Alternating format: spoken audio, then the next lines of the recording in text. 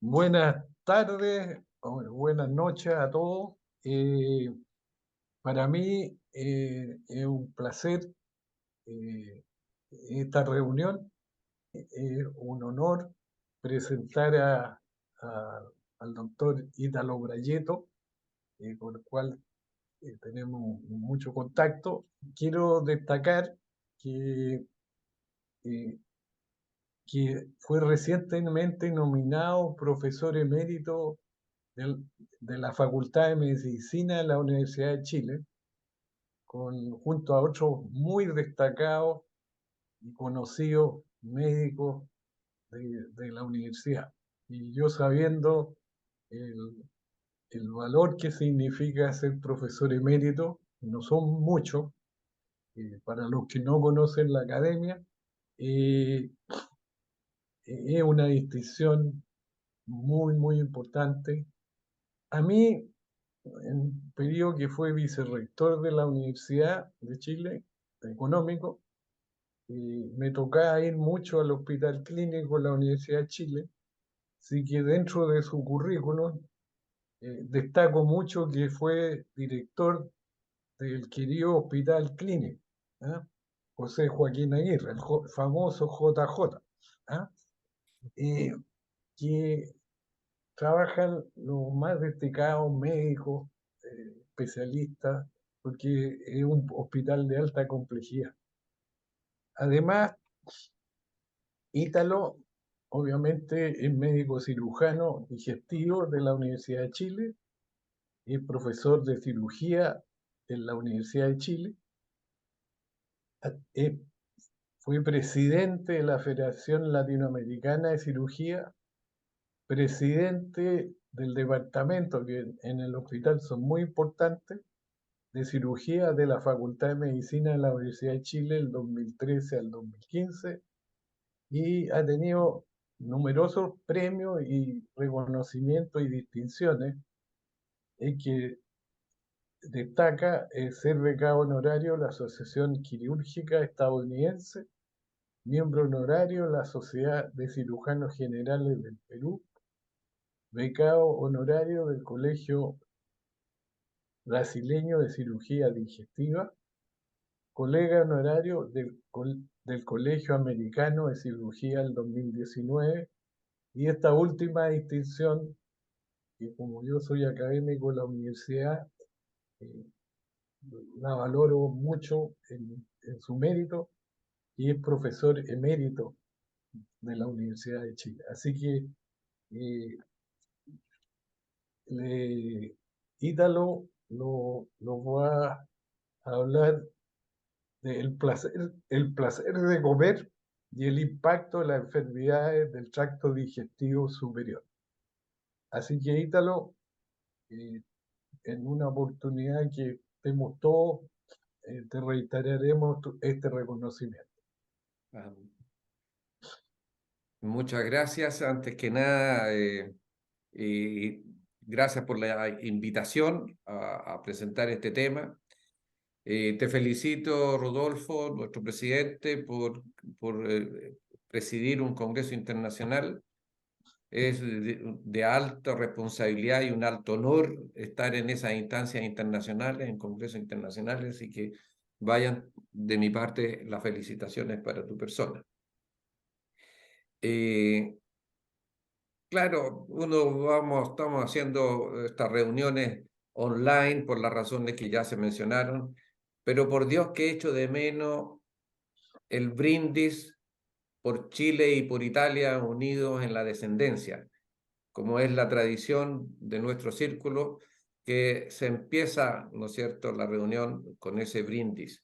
Echo de menos ese momento, echo de menos el pisco sour, echo de menos el compartir con los miembros del círculo. Pero ojalá que pase luego este periodo malo, este frío y nos podamos reencontrar. Dicho esto, paso a de lleno a la presentación. eh, el placer de comer y cómo algunas enfermedades afectan el transporte del esófago. El esófago es un tubo, ahí no me avanza, ahí sí. Es un tubo muscular que une la boca con el estómago, como lo ven ustedes allí. Es un tubo, no es una cañería muerta, es un tubo muscular y que tiene movimiento y que permite el transporte de los alimentos desde la boca hasta el estómago. Hay algunas válvulas que, ¿no es cierto?, que evitan el reflujo, y no vamos a entrar en mayores detalles, pero muchas enfermedades de este tracto son las causas de por qué se afecta el tránsito de alimentos y cómo esas enfermedades entonces bloquean la posibilidad del tránsito de los alimentos y bloquea el placer de comer. Y eso es lo que nosotros vamos a comentar en esta reunión. Como les decía, el comer es uno de los placeres de la vida. Y por otra parte es muy importante que tomemos el alimento como un medio de vida, de sustento, ¿no es cierto?, para que nuestro organismo pueda desarrollarse en plenitud. Necesitamos las calorías, las energías para poder vivir, pero también el gusto de comer. A todos nos gusta, ¿no es cierto?, el sabor, el degustar, ¿no es cierto?, una copa de vino, un dulce, un buen asado, una buena pasta. Y eso nos permite, ¿no es cierto?, animarnos, hacernos sentir mejor, tener una buena calidad de vida, estar satisfechos de nuestra vida y relajados. Y ustedes ven, ¿no es cierto?, cómo esta familia, con Homero y toda su familia, les gusta y participa de una cena. Nunca se ha limitado ni se limitará al simple hecho de satisfacer el gusto por comer. Y entonces allí tenemos las famosas bacanales romanas, es cuestión de remitirnos a la historia, ¿no es cierto? Y eran famosas esas fiestas que duraban, donde ocurría de todo, no solamente comida, bebida, etc. A los niños, ¿cómo le incentivamos el gusto de comer? Le damos chocolate, le damos caramelo, porque para ellos en esa edad el dulce es placentero. A los adultos cambiamos, ¿no es cierto?, nuestras inclinaciones, nuestros deseos, y cambia. Mucha gente dice, no, no me gusta el dulce, yo prefiero comerme un buen asado, un buen prosciutto, un buen formaggio, en vez de dulces.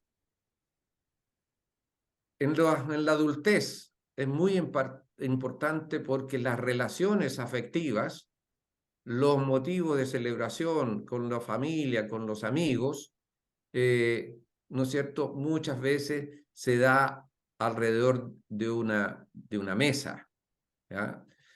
Y en el anciano, fíjese que con todas las limitaciones, con la edad de movilidad, de poder disfrutar de una buena obra de teatro, del cine, incluso del sexo. Entonces, el único placer que va quedando es el comer. ¿Quién no ha sentido el antojo por degustar y gozar una buena mesa? Todo el mundo, ¿no es cierto?,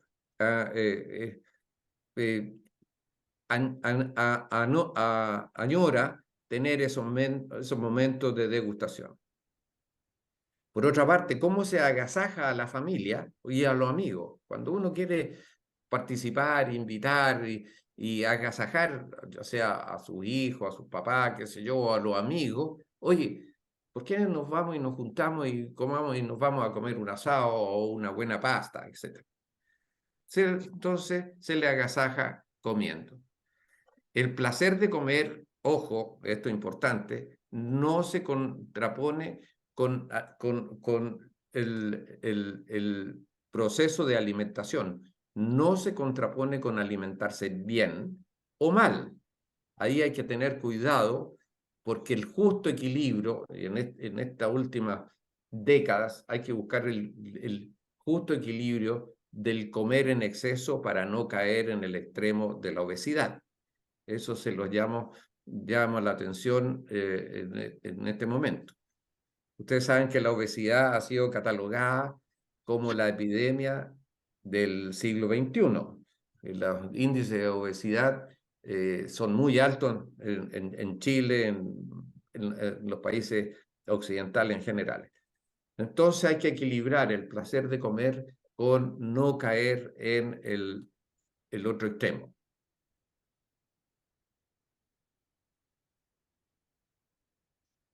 El placer de comer, fíjese que Santo Tomás de Aquino ya lo definió, es disfrutar de los dones del Señor, de manera de disfrutar los alimentos. Y esto está, como decía Franca en las conversaciones preliminares a esta reunión, ya aparecían estos conceptos en este libro que yo lo traduje, El recetario de la cocina romana antigua, de este autor, Gaius Apici, ¿ya? De la coquinaria romana. Y ahora, el problema. Hay situaciones en que ciertas enfermedades, me voy a referir a las enfermedades del esófago, cómo se afecta este tubo que une la boca con el estómago, qué enfermedades afectan y bloquean la posibilidad de comer y de gozar la vida, ¿ah? Y tener una buena calidad de vida, porque estas situaciones no nos permiten este placer. Y así hay enfermedades que pueden ser funcionales u orgánicas. Cuando se habla de enfermedades funcionales, es que este tubo que es muscular afecta la función, no por una enfermedad anatómica, no por una enfermedad orgánica, sino porque funciona mal la musculatura. Esta musculatura tiene la parte motora del esófago que se llama peristalsis, los movimientos peristálticos de empujar el alimento desde la boca hasta el estómago, y hay una velocidad de transporte del alimento, etcétera. Y muchas veces, y esto está muy unido al tema de estrés, ¿eh? Muchas veces se echa a perder la parte funcional del esófago debido al estrés. Y otras enfermedades orgánicas que ya afectan la anatomía, el mismo. Y aquí yo le muestro estas radiografías. Fíjense, esto es lo que se llama un divertículo. Se forma una especie de saco aquí a nivel del cuello, que se llama divertículo de Senker, y el enfermo come, el alimento llena este saco y ese saco comprime el esófago en forma lateral y no deja que el paciente pueda comer bien y el alimento no pasa hacia distal. Esta es otra enfermedad que se llama calasia, y ustedes ven que aquí en esta válvula, en este esfínter, no se abre y todo el alimento queda retenido en el esófago. Imagínense, todo esto es saliva, muco, comida, y el pobre enfermo no pasa el alimento hacia distal y tiene que regurgitar, devolver, y una pésima calidad de vida.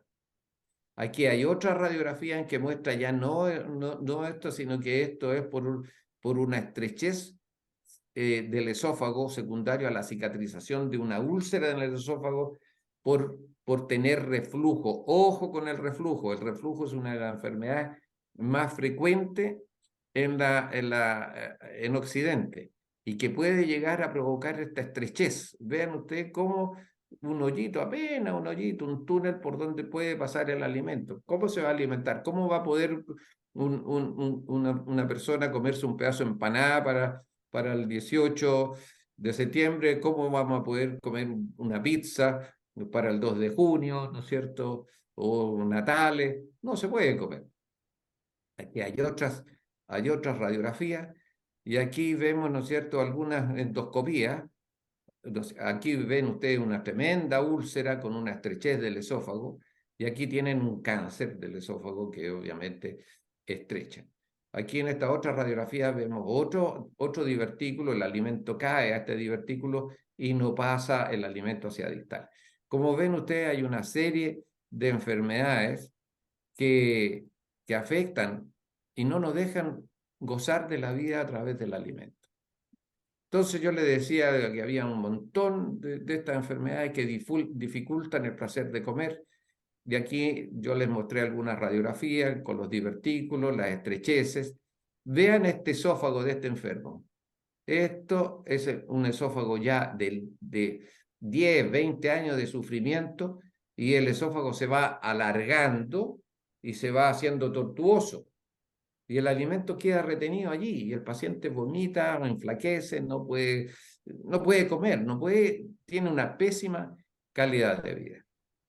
Entonces hay un montón de enfermedades, las estrecheces. Antiguamente aquí en Chile, y a mí me tocó vivir ese periodo cuando era alumno, era becado, existía estas personas que trabajaban con ácido muriático y era gente muy poca cultura y se emborrachaba y mientras estaba trabajando tenían el ácido muriático o la soda cáustica en una botella de Pilsener y confundían la botella de Pilsener, la Pilsener con este cáustico, y se tomaban y se quemaban el esófago y eso provocaba o perforación del esófago o se morían, y los que se salvaban el esófago les quedaba muy estrecho. Y entonces, como les decía, hay enfermedades que son benignas, pero también hay enfermedades malignas, como el cáncer, que afecta entonces y bloquea el paso de los alimentos hacia el estómago. Lo que yo les voy a contar es la experiencia que yo he vivido a través de mi carrera como cirujano, y una de mis preocupaciones ha sido ayudar a recuperar su capacidad de comer de los pacientes. Yo recuerdo muy bien, y me voy a devolver en la presentación, este gráfico muestra a este pobre paciente y un profesor mío me dice, hay que ayudar a este pobre paciente a que coma, se alimenta. Y ustedes lo ven, un paciente muy flaquito y que como no podía comer por un cáncer, se le instaló una sondita directamente al estómago. Esto se llamaba gastrostomía y por ahí se le metía el alimento. Eso para mí era una situación muy inconfortable y prácticamente para mí era inhumano esa situación. Afortunadamente eso ya actualmente eso no se usa. Hay otras modalidades de tratamiento y, por ejemplo, hay procedimientos que son por vía endoscópica, donde uno puede hacer dilataciones con diferentes tipos de dilataciones para poder abrir eso, expandir ese canal estrecho.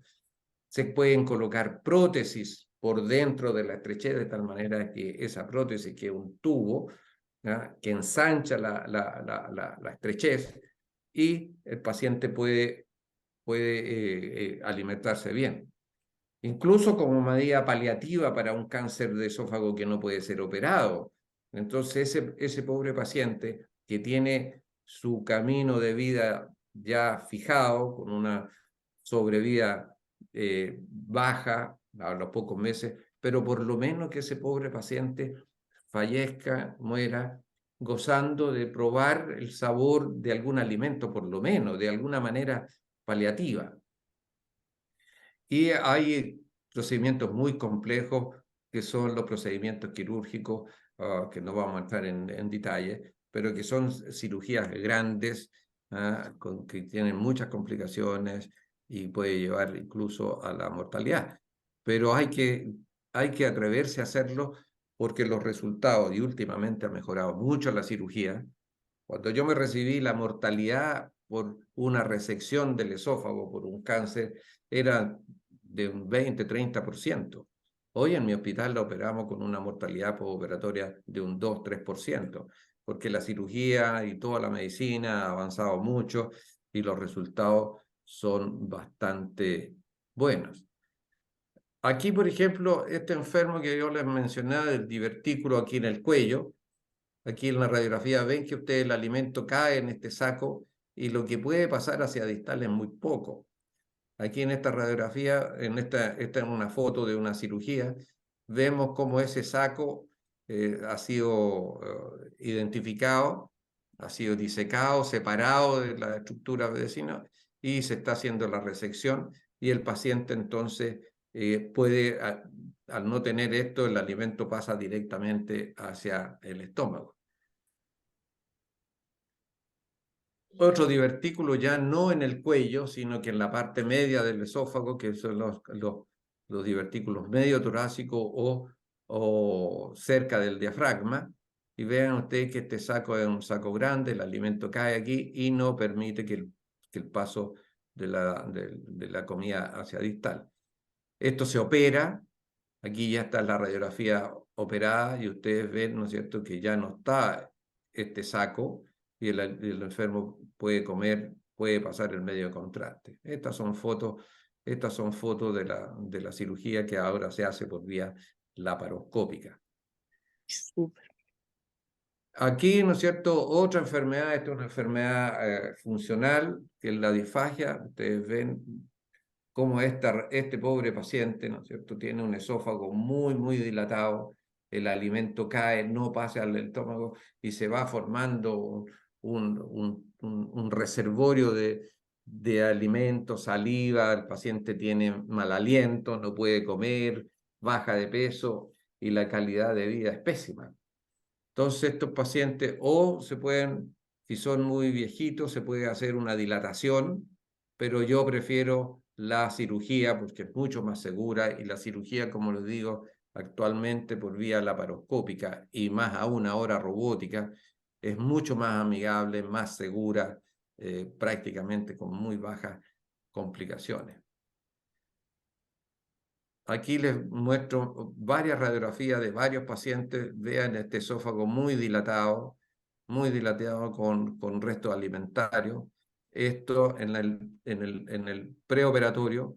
Y una vez que los opera a estos enfermos, le abre, le corta los músculos que están apretados y vean ustedes, comparen este diámetro del esófago con este diámetro y el paciente entonces está pudiendo alimentarse.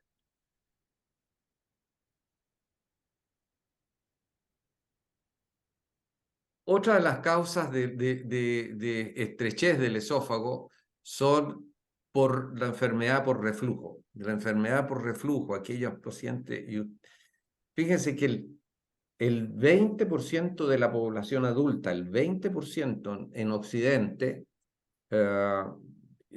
tienen reflujo gastroesofágico. Y el reflujo gastroesofágico uno lo siente porque tiene mucha acidez, ese ácido lo siente aquí detrás del pecho, ¿no? Y yo creo que todos ustedes, todos han sentido en algún momento algún episodio de reflujo.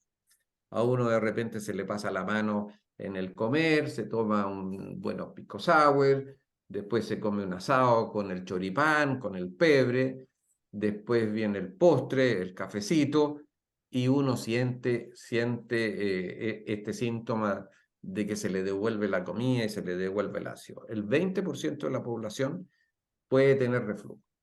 Ahora, cuando este reflujo es muy severo, muy frecuente, de todos los santos días, coma lo que coma, puede llegar y la enfermedad va pasando a etapas más avanzadas y se pueden formar estrecheces, ya no por cáncer ni por la otra enfermedad, sino estrecheces secundarias al reflujo.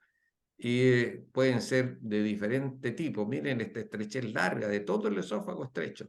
Este es un enfermo que tuve que operar, le tuve que sacar el esófago y anduvo muy bien, pero el paciente era del sur de Chile y era un poco glotón este señor y se murió porque le tuve que poner el colon aquí en el cuello y se comió un pedazo de carne y por la unión que yo le había hecho entre el esófago y el estómago, después como 4 o 5 años después de operado, se atragantó y hizo una aspiración y se murió de una neumonía.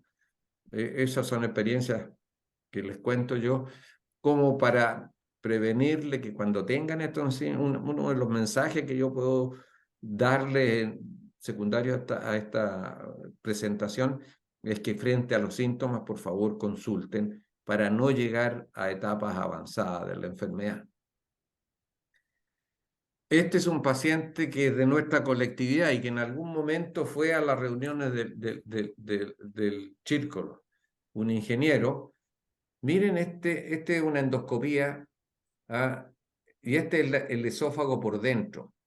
Cómo hay úlceras, hay estrecheces, cómo está de inflamado este esófago. Este pobre señor no podía comer, tenía dolor, tenía acidez, no podía dormir, tenía que dormir prácticamente sentado.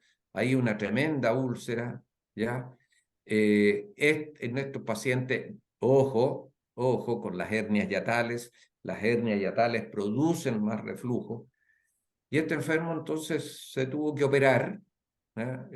Esta es la enfermedad que se llama esófago de Barrett, en honor al cirujano que describió la enfermedad. Y bueno, se opera y ustedes ven como ese esófago siempre quedan secuelas. Ahí queda una cicatriz, un anillo, pero no tiene esta úlcera, ¿no? Tiene apenas una erosión allí.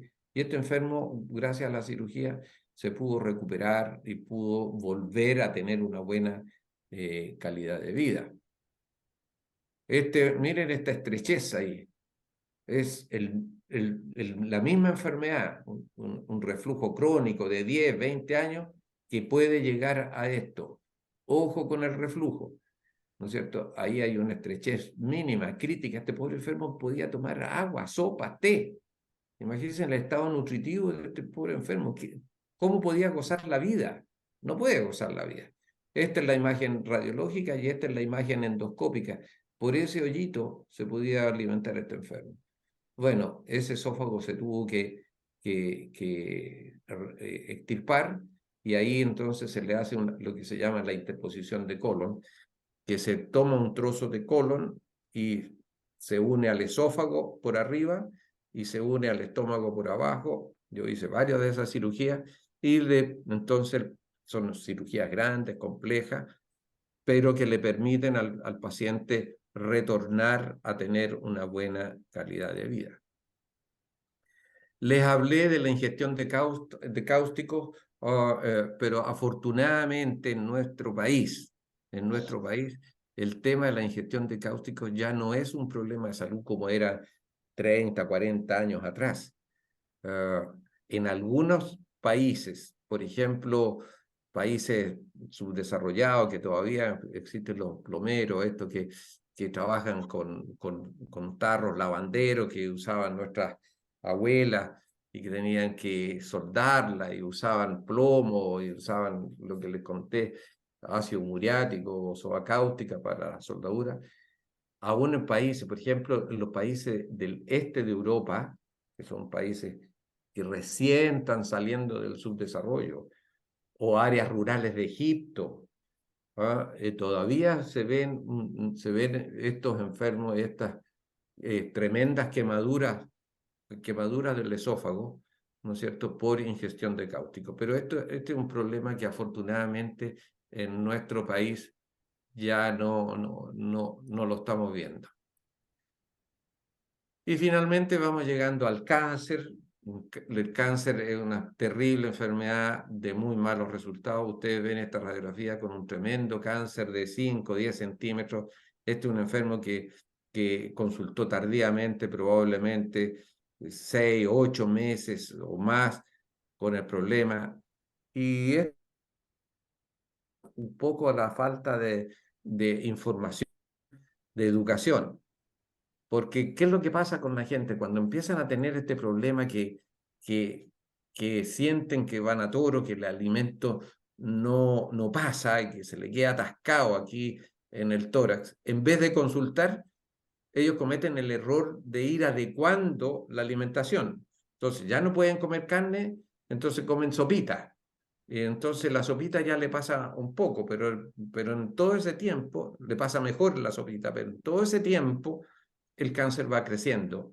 Y en vez de haberlo operado cuando este cáncer chico, ya no se puede operar y la única salvación aquí o son las dilataciones, o colocarle la prótesis, como comentaba.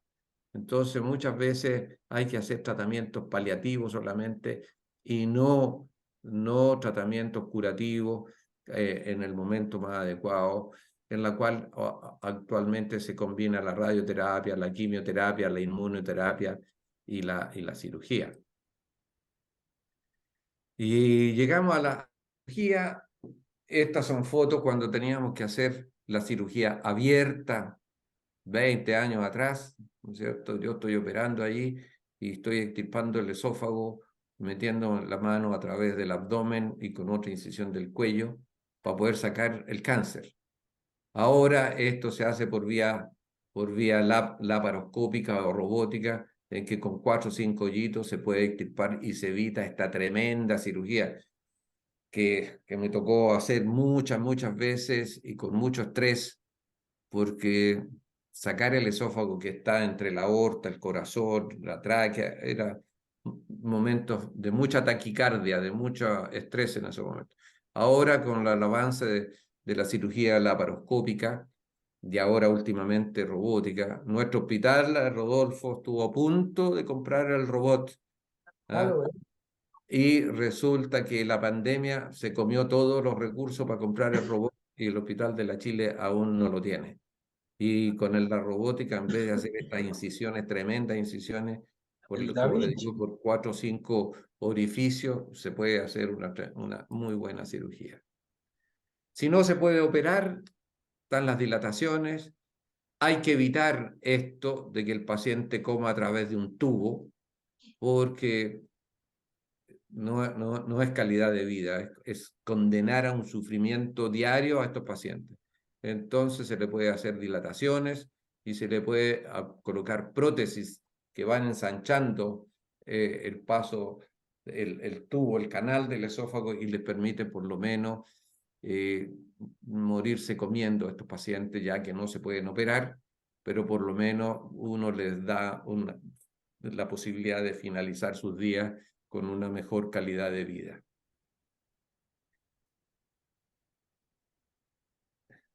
Y esto es un homenaje a mi padre, porque yo en un momento de mi vida trabajaba en el Hospital San José, hospital público donde llegaban muchos enfermos muy pobres que no tienen la posibilidad de comprar una prótesis, que en esos momentos costaban como 600, 800.000 pesos, es el valor de la prótesis. Y con mi papá inventamos, yo esto lo aprendí en un congreso en Ámsterdam, el valor de los congresos, cómo hacer nuestras prótesis. Y con mi padre hacíamos estas prótesis que se las colocábamos a nuestros pacientes. Y la verdad es que yo, si bien no los salvé, pero les di la oportunidad de que pudieran comer y alimentarse hasta el final de sus días. Y finalmente hay otras complicaciones postoperatorias que por mala técnica quirúrgica se provocan estrecheces entre el esófago y el órgano que se unió para poder restablecer el tránsito, y esto se hace a través de procedimientos quirúrgicos también bastante complejos. Esto sí que hay que hacerlo por vía abierta, de tal manera, y ahí ustedes ven que está el esófago y el estómago en este caso que se subió para poder restablecer el tránsito. Aquí vemos, les muestro, ¿no es cierto?, procedimientos mal hechos por cirujanos inexpertos, por cirujanos que se meten a hacer cosas que no han hecho nunca, y al paciente entonces lo dejan con un hoyito aquí y otro hoyito acá, y el paciente no puede comer, y uno entonces tiene que ir a resolver esta situación. Son casos muy especiales, son cirugías complejas, incluso con el aporte de microcirugía, con equipos combinados de cirujanos digestivos, con cirujanos vasculares y plásticos para poder restablecer el tránsito, ¿no?, del esófago. Esas son cosas muy técnicas que, como le digo, aquí se está uniendo el esófago con el estómago, con el colon, dependiendo del órgano que uno pueda usar. Aquí, esto es una figura para que ustedes entiendan un poco. La estrechez está acá, y este es el colon, que ha sido preparado con todo su aporte de sangre para que no se necrose, no se muera el órgano, y eso se lleva hasta el esófago y se une el esófago con el colon. Aquí vemos la radiografía, cómo el esófago va unido al colon, y ese colon se inserta en el estómago o en el intestino, de tal manera de un segmento intermedio entre esófago, cervical o faringe muchas veces, o el pedazo de colon, y eso se une al estómago o al intestino para que el enfermo se pueda alimentar. En conclusión, que para terminar la reunión, lo que uno debe hacer como médico es siempre pensar en el paciente. El paciente es el foco y es el deber y es nuestra misión como médico y como cirujano. El cirujano debe ayudar a su paciente en todo sentido, en el sentido de curarlo, y si no se puede curar de esa enfermedad, por lo menos darle un tratamiento paliativo para que tenga una mejor calidad de vida hasta el fin de sus días. Pensar que el acto médico es un acto de amor al prójimo, en el sentido, y esto se lo aprendí a un destacado profesor emérito también de la Facultad de Medicina, profesor de psiquiatría de nuestra facultad, el doctor Otto Der, que Rodolfo Sabragoni debe haberlo escuchado alguna vez.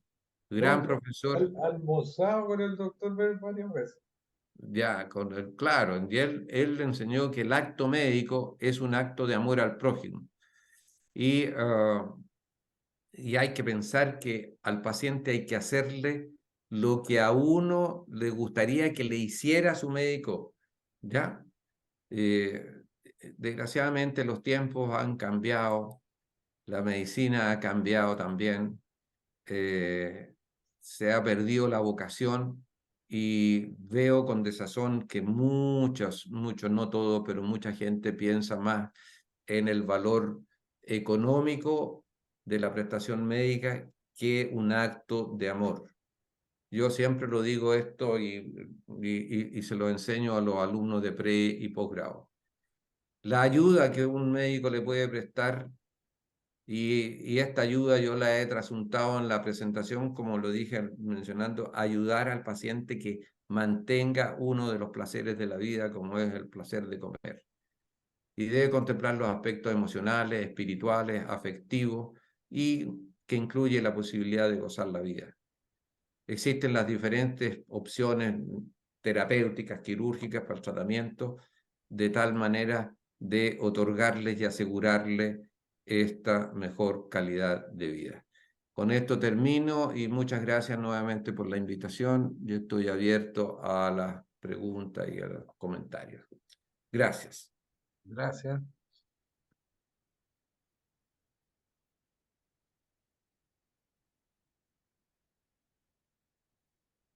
Ítalo, me pareció súper interesante todo lo que nos mostraste en torno al tema del reflujo. Yo te quería comentar que yo tengo una prima en Italia que tiene un hijo, Leonardo, que hasta como los 14, 15 años tuvo muchos problemas de reflujo, y descubrieron, se demoraron mucho en darse cuenta, pero descubrieron que era porque la valvulita que está entre el esófago y el estómago, Sí. yo no sé El cómo se llama, esfínter gastroesofágico, llámelo claro, como llame, el esfínter gastroesofágico. no se cerraba. ¿Eh? Y en realidad lo que tú mencionaste, ¿no? Como este tema del placer de comer, él no lo tenía, porque la pasaba súper mal, era súper flaquito, no comía nada. Bueno, la mamá, la abuela, desesperadas con este tema, más todavía en Italia con el tema de la comida, ¿no?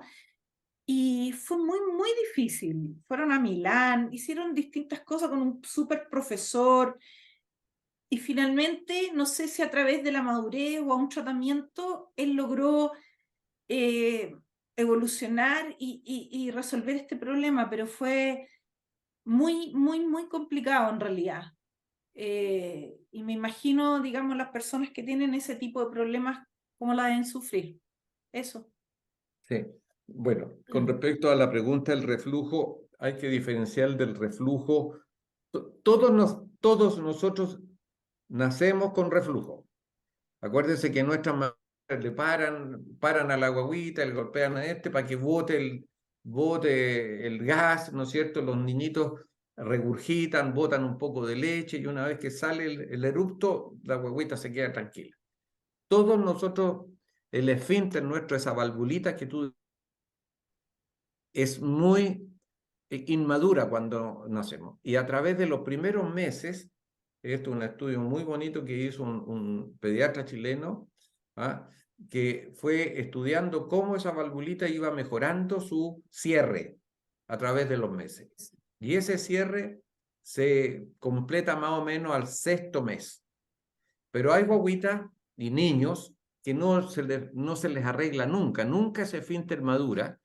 Y esos son los niños que sufren mucho en la infancia y muchos de ellos terminan siendo operados. Ahora, ese es un problema. ¿Qué pasa en el adulto? En el adulto hay 3 situaciones. Uno, que este niñito que tuvo reflujo cuando pequeño no le mejoró nunca, y esos son los refluidores que a los 15, 20 años lo pasan muy mal y quieren carretear y se toman una cerveza y al día siguiente están con muchos síntomas. A mí me ha tocado operar muchos de esa gente joven. Y otra situación, otro escenario es el paciente que mejoró su esfínter, hizo su calidad de vida, pero por malos hábitos alimentarios, por no tragar bien, no masticar bien, consumir exceso de gaseosas. Por ejemplo, yo soy enemigo de la cerveza. La cerveza para el paciente que tiene reflujo es pésimo porque la cerveza fermenta dentro del estómago, produce gas y ese gas tiene que abrir el esfínter y entonces se va echando a perder. Todas las gaseosas tienen ese problema. Entonces, en el adulto, si bien le mejoró esa valvulita, le mejoró el esfínter, lo van echando a perder por malos hábitos alimentarios. No mascan bien, tragan pedazos de alimento grande, ¿ah? Tragan muy rápidamente. La velocidad de conducción de este tubo muscular, de estos movimientos de ordeñe, es de 8 segundos. Y desgraciadamente por la vida actual, la vorágine en la cual nosotros vivimos, tragamos. Incluso uno no se da cuenta porque está trabajando y está comiendo y está tragando. Eso va echando a perder el esfínter. Entonces, esa es una enfermedad adquirida ya en la adultez. Y el tercer escenario es el paciente que tiene hernia yatal, ¿ya? Las hernias yatales, cuando están recién empezando, se acompañan de mucho reflujo, ¿no? Entonces, como tú dices, hay que ponerle atención a estos síntomas y consultar, de llegar al diagnóstico adecuado. Y en este momento la opción quirúrgica es muy segura, muy buena. La cirugía laparoscópica tiene muy buenos resultados y éxito a 5 años sobre el 85-90%. Muchas gracias. Oye, Ítalo, yo te quería hacer una consulta, me quedé sorprendido. Bueno, primero que es un músculo y que tiene su movimiento peristáltico. Yo creía que era solo los intestinos que tenían esa propiedad. No. Todo nuestro aparato digestivo es músculo. Ya, La faringe, cuando uno traga, es un músculo. Están los músculos faringeos, ya, que empujan hacia, es un acto voluntario, ¿no es cierto? Y el esófago, para que tú sepas, la musculatura de la pared del esófago, el tercio superior, es igual que los músculos que tenemos en los brazos, allá. es musculatura estriada. La parte llama distal del esófago es otro tipo de músculo, que es musculatura lisa, que es la que tiene el estómago, el intestino, el colon, pero todo eso tienen una función motora. Sí, no, Tienen movimiento, empuje, contracciones, tienen ondas eléctricas. Usted que es ingeniero, uno puede medir las presiones y cómo va progresando ese peristaltismo. Eso está súper bien estudiado. No es una, yo le digo a los pacientes, el esófago no es una cañería muerta, sí, no, uno piensa que ¿no? es. Claro, no, es un tubo muscular funcional y que se puede ver afectado por enfermedades orgánicas, anatómicas. Ya, no, aprendí un montón. Ítalo, Pepe, perdón, una consulta. Cuando tú tienes alguna situación en el esófago, ¿siempre tienes síntomas o puede pasar desapercibida hasta que realmente se produce una situación mucho más grave? no, hay síntomas, el esófago es muy sensible. La capa interna del esófago es, entre comillas, prima de la piel, pero es mucho más sensible porque es una piel, la piel nuestra es pluriestratificada, es decir, tiene varias capas. En cambio, la mucosa del esófago, el revestimiento interno del esófago, es una capita. Esa capita es muy sensible a lo helado, a lo caliente, al alcohol, y siempre hay síntomas. Estos síntomas pueden ser leves o ya más graves en la medida que va aumentando la enfermedad. Pero no solamente los síntomas son derivados de esta sensibilidad de la mucosa del revestimiento interno del esófago, sino que también de la parte motora. ¿Ya? Y llegan muchos enfermos, el doctor sabe que tengo una cosa aquí en el cuello que no me deja tragar y yo siento flema y siento una cosa que me queda aquí, y uno lo estudia a esos enfermos y esos enfermos no tienen ninguna alteración orgánica ni funcional. Le estudia la parte motora, los movimientos, qué sé yo, y tiene mucho que ver con la parte de relajación de la musculatura de aquí. Y eso está unido al estrés. Por ejemplo, los enfermos que tienen bruxismo tienen problemas en la parte alta del esófago y no los dejan tragar. Así que la respuesta mía que es a tu pregunta es que el esófago siempre tiene síntomas. Lo que pasa es que nosotros nos hacemos, entre comillas, los lesos y no le damos importancia a estos síntomas. El mensaje nuevamente es, al menor síntomas, ojalá consultar y el médico verá cómo lo va a estudiar, si endoscópico, radiológico, etcétera, dependiendo del tipo de síntomas. Gracias. Muy buena tu exposición en general, ¿eh? Gracias. Notable. Yo, la verdad que me impresiona el estrés, cómo puede afectar de tan diversas maneras al cuerpo humano. Porque cada vez, esto por ejemplo, yo no me imaginaba que el estrés pudiera afectar también al esófago. Porque uno ha escuchado que afecta al estómago, a la piel, a la cabeza, no sé, a tantas cosas, ¿no? Lo que tú dices del bruxismo, pero no me imaginaba que además podía afectar, por ejemplo, de esa manera. Es impresionante. Absolutamente. Es que el organismo humano, siempre se los digo a los pacientes, el organismo humano no es que sean órganos separados. Aquí tengo el corazón, los pulmones, el intestino, no. Está todo integrado y está manejado por nuestro cerebro. Entonces, están unidos el cerebro con el esófago, con el corazón, con el estómago, a través de terminaciones nerviosas. Cuando tú estás estresada y tu cerebro está complicado, está mandando órdenes al corazón y el corazón se pone malo y puede producir, ¿no es cierto?, taquicardia, ¿no? ¿Ah? Las arterias se contraen y viene la hipertensión. ¿Ah? Y en el tubo digestivo, bueno, hay toda una gama de respuestas secundarias al estrés. Están estos trastornos motores del esófago, el esófago se contrae aquí y el paciente no puede tragar porque está apretado, igual como el sismo de aquí. ¿Ah?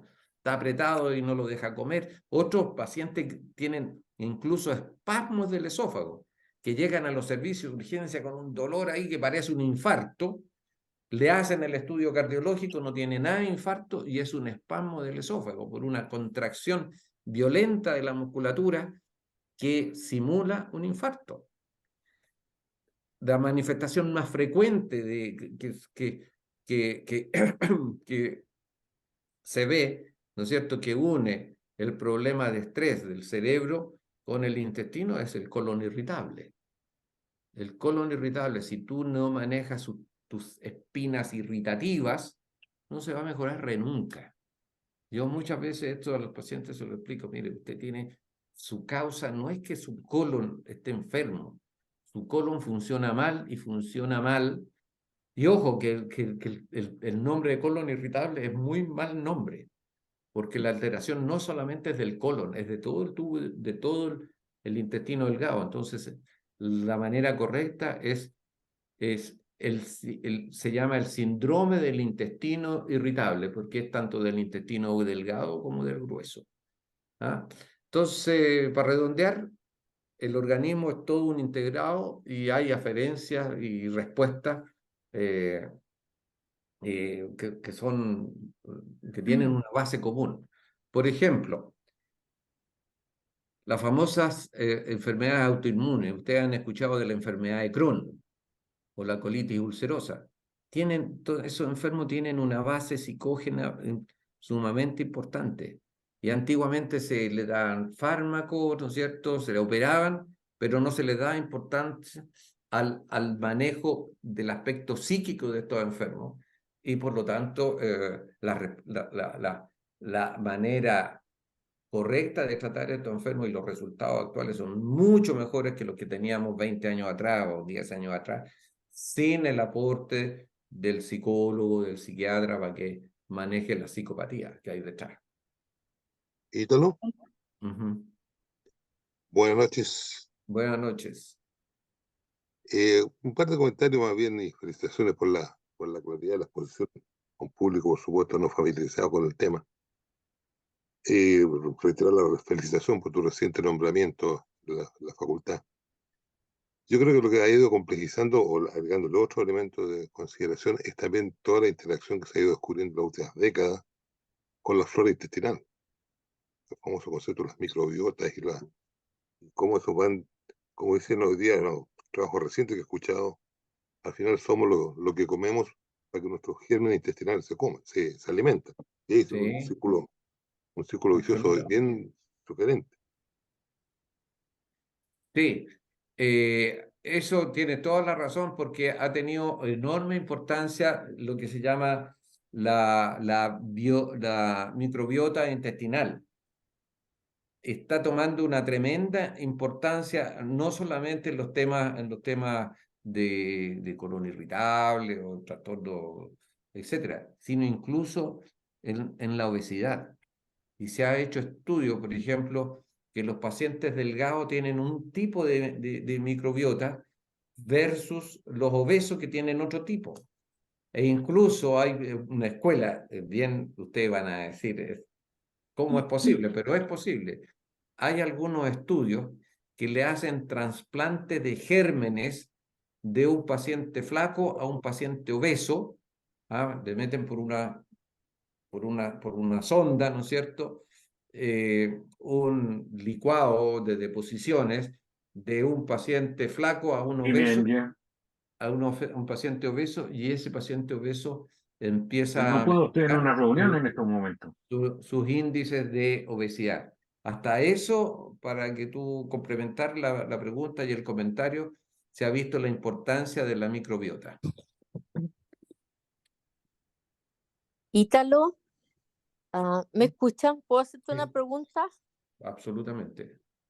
Sí, te Eh, escuchamos. Para los efectos de los divertículos famosos, que hay tanta gente que los tiene, yo en lo personal también los tengo, no tenía idea de divertículo en el esófago, siempre sabía de mucha gente que tenemos en el colon, en el sigmoide. ¿Es efectivo el tema de que la comida, de que no podemos comer semillas, que yo por lo menos nunca más en la vida comí unas tunas, por muchos años no comí frutillas, nada que tuviera algún tipo de semilla? Y uno con los años ya te acostumbras a, no, a tratar de evitar eso. ¿Pero es así de efectivo o también está asociado al tema del estrés o de pasar? Pareciera que cuando uno tiene un tema emocional más complicado, vienen mucho más de los ataques a los divertículos y hay que hacer dieta. ¿Es algo, está relacionado el tema con lo específicamente que se coma? A ver, hay tres preguntas allí que merecen algún comentario. Primero, ¿qué divertículo hay a nivel de todo el tubo digestivo? Hay en el esófago, hay en el estómago, hay en el duodeno, en el intestino delgado, pero los más frecuentes son en el colon. Primera cosa. Segunda cosa, ¿qué son los divertículos? Los divertículos son unas formaciones saculares, son sacos, ¿no es cierto?, de la pared del colon. Y eso está muy directamente relacionado con el aumento de presión intraluminal. La presión dentro del colon, dentro del tubo, hace, ¿no es cierto?, que por las partes débiles del colon se formen estos saquitos, ¿ya? Entonces hay que evitar el aumento de presión intraluminal, la presión interna del colon, para que no se formen estos divertículos, ¿ya?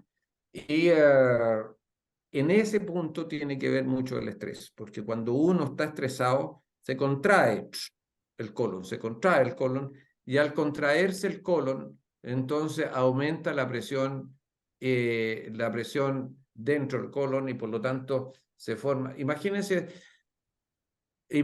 la cámara de un neumático, ¿no es cierto? De repente a las cámaras de los antiguos se le forman unos cototos, ¿no es cierto? Una saliente y que hay que cambiar el neumático. Esto es más o menos lo mismo, se le forman una saliente, unos sacos en la pared del colon. Y eso está directamente relacionado con el aumento de presión intraluminal. Y ahí el estrés, así se contrae. Hay una modalidad de colon irritable que se llama el colon espástico, que produce titiquez, produce dolor y eso es secundario al aumento de presión de la contracción que provoca el aumento de la presión intraluminal secundario a la presión por contracción de la pared del colon. Y eso está relacionado con el estrés. Y tercero, lo más importante es combatir esto combatiendo la estitiquez, y para eso hay que comer lo que yo llamo entre comillas hilacha. Hilacha no significa que uno coma guaype, que no en ese sentido, pero tiene que comer muchos alimentos que son hilachentos. Yo les digo acelga, espinaca, zapallito italiano, dentro de la fruta el mango es muy fibroso, con apio, etcétera. Eso, las hilachas no se le van a meter adentro de los divertículos, pero sí se le puede meter una pepa de tuna, una pepa de uva, ¿no es cierto? Pepas de ají que lo van a inflamar. Pero yo no me estaba refiriendo, yo soy cirujano de tubo digestivo alto, ¿ah? Por si acaso. Sí. No, está bien, gracias. ¿Alguien más tiene alguna pregunta? Agradeciendo esta excelente presentación. Está bien. Ítalo, yo también aprovecho de felicitarte por este increíble nombramiento y agradecerte el honor de siempre ser parte de nuestro círculo ¿Se puede dar una activamente. felicitación y un agradecimiento? Estoy fuera del grupo, parece. No, si se escucha, te estamos escuchando. Sí, te estamos escuchando. Habla nomás. Parece que no nos escucha a nosotros. Sí, puede que te haya bloqueado. Quisiera, si me dan la palabra, por favor, ¿Ya? era para al doctor Regueto, ¿qué hay con respecto al famoso antiácido que muchas veces recetan? ¿Qué, qué efectividad tienen en sí? Bueno, los antiácidos son de diferente tipo. Antiguamente el más conocido era el bicarbonato, ¿no es cierto? Que era un antiácido, porque el bicarbonato es antiácido, pero era pésimo tratamiento. O los polvos alcalinos. Mi padre le recetaban bicarbonato, polvos alcalinos se llamaban. Tienen un efecto de rebote tremendo. A los 20 minutos la acidez sube al doble después de un vaso de una cucharada de bicarbonato. Después apareció el hidróxido de aluminio y después un montón de derivados de magnesio, etc. Después la farmacopea fue cambiando y aparecieron los que se llaman los bloqueadores de H2, que está la ranitidina, la cimetidina, la famotidina, y hoy está la familia de los omeprazoles, que son inhibidores de la bomba de protones, es decir, inhiben la producción de ácido. Los anteriores todos neutralizaban, se producía el ácido, pero con el fármaco, ¿no es cierto?, eran antiácidos, neutralizaban el efector del ácido. Las bombas de protones bloquean la producción de ácido. Tienen su rol muy importante en la terapia del reflujo, de la gastritis, etc. Pero hay que evitar la sobreindicación y la autoindicación porque también tienen efectos colaterales. Así que hay Doctor que tener... Italo, disculpen, muy buenas noches, Eduardo Valerino.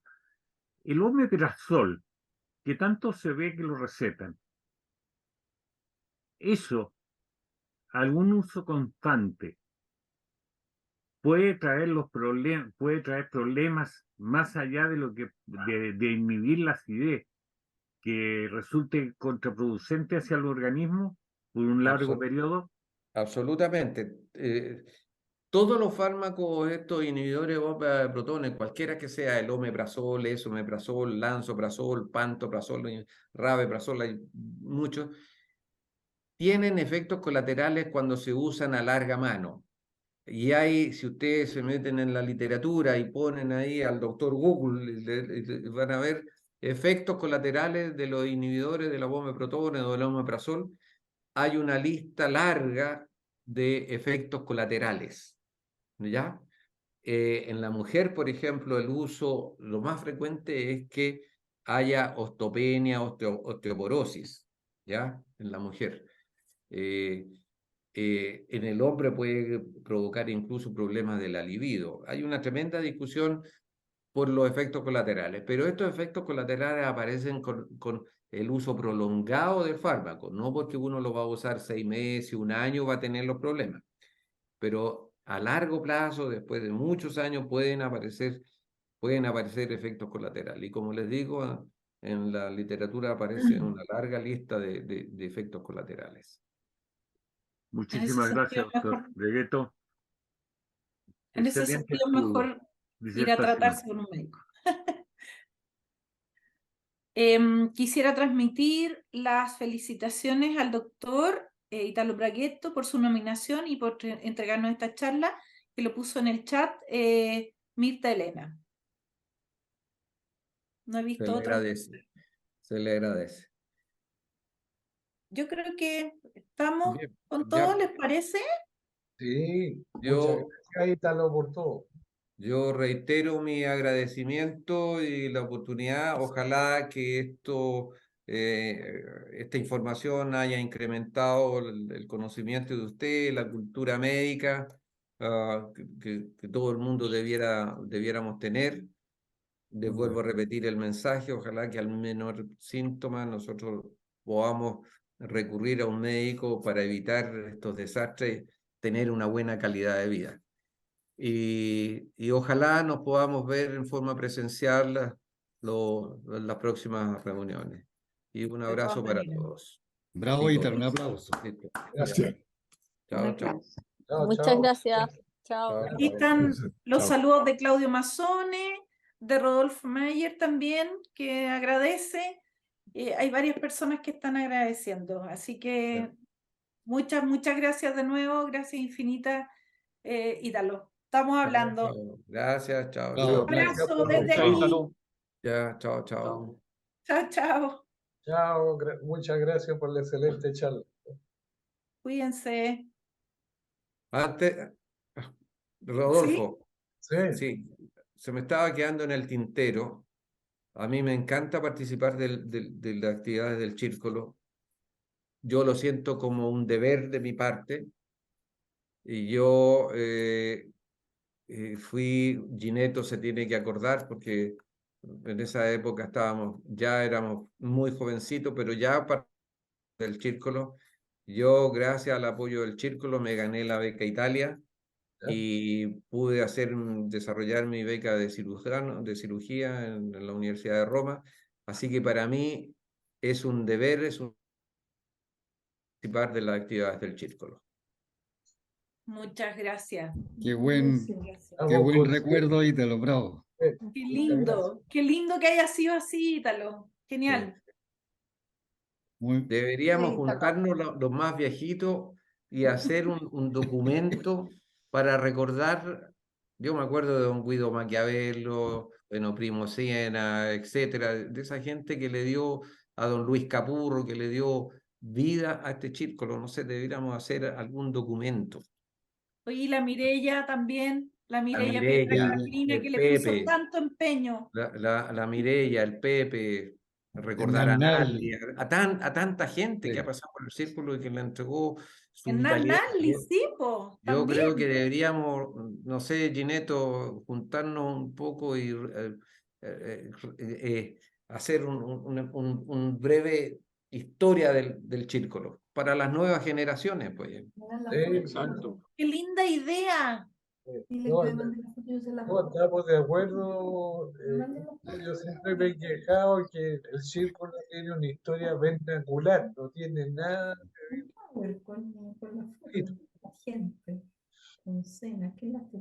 1936. Agosto de 1936. Sí. Exacto. Imagínate, nadie sabe quiénes fundaron el círculo. Yo me acuerdo haber escuchado Arístides Berlendi. ¿Sí? Ay, mira, ese es un dato importantísimo porque Sí, no hay po. historia. Sí, yo no sé si don Guido Maquiavelo estará ubicable como para invitarlo, y que él debe tener muchos datos al respecto. ¿No? Sería Falleció. lo ideal. Falleció Ah, Ítalo, Falleció Guido Maquiavelo, ¿no? hace poco tiempo atrás. no Sí. te puedo creer, no lo sabía, fíjate. Hace un par de años. Falleció y salió del Mercurio. Uy, no sabía, fíjate. Sí. Sí, Creo que el papá de él fue uno de los socios fundadores. ya. Bueno, está lanzada la idea y ojalá la podamos concretar. Genial. Ya, Listo. pero viste algunas luces. Muy bien. Nos Muchas juntamos Un un día al abrazo. almuerzo, sí. Chao, chao. Sí, pues, sí. Eso al almuerzo. Chao, chao. Chao, Cuídense. chao, chao. Chao, que esté- Chao, chao. Chao. Chao, Buenas gracias. noches. Chao, chao. Gracias a Buenas todos. noches. Chao, chao. Chao a todos. Chao, chao. Molte grazie.